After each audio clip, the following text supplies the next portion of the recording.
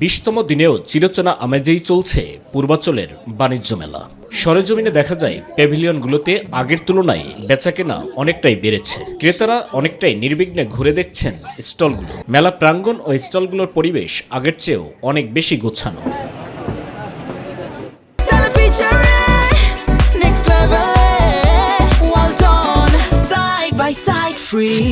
ক্রেতা ও দর্শনার্থীরা বলছেন ভিড় কিছুটা বেশি, তবে বেচাকেনার ধুম স্টলগুলোতে।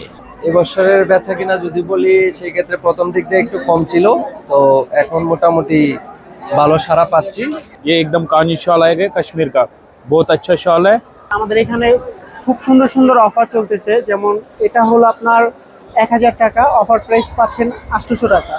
কাস্টমারের ফিডব্যাক আমাদের যথেষ্ট ভালো, সেগুলো আমাদের আমরা ভালো। মেলার 20তম দিনে এসে ব্যবসায়ীরা বলছেন বিক্রি বেড়েছে গত কয়েকদিনের তুলনায় অনেক। পছন্দের পণ্যটি দেখে শুনে কিনতেও পারছেন ক্রেতারা। এখানে আগে কখনো আসিনি, প্রথম আসছি। ভালো লাগছে, সবকিছুই আছে এখানে। সবকে ভালো লাগছে এখানে। ওই যে একটা দোলনা দোকান ছিল না, ওইখানে দোলনাগুলো অনেক ভালো লাগছে। অনেক দোকান, বাইরের সবকিছু অনেক কিছু ভালো লাগছে। বাণিজ্য মেলায় আসলাম, শাড়ি লুঙ্গি সবগুলোই ভালো, আশা করি সবাই আসবেন। ব্যবসায়ীরা আশা করছেন মাসব্যাপী এই মেলার অর্ধেকের বেশি সময় পার হওয়ার পর এখন থেকেই কেনাকাটা আরও বাড়বে, আর মেলার বাকি দিনগুলোতে বিক্রির নতুন লক্ষ্যমাত্রা পূরণ হবে এমন প্রত্যাশাই ব্যবসায়ীদের। সাইদুর রহমান আবির, মাই টিভি নিউজ ডেস্ক।